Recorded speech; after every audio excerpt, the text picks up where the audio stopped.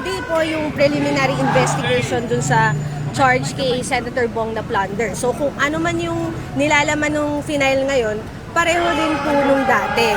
Except na nilagay po na krimen is yung plunder, no? So, nag-submit siya ng counter affidavit o sinagot niya yung reklamo laban sa kanya.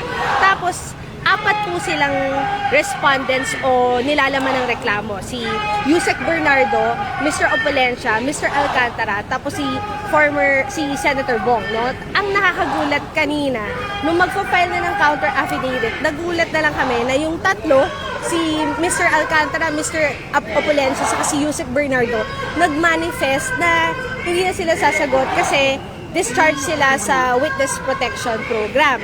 So nakakapagtaka, 4 na respondents, 3 nasa Witness Protection, 1 lang matitira.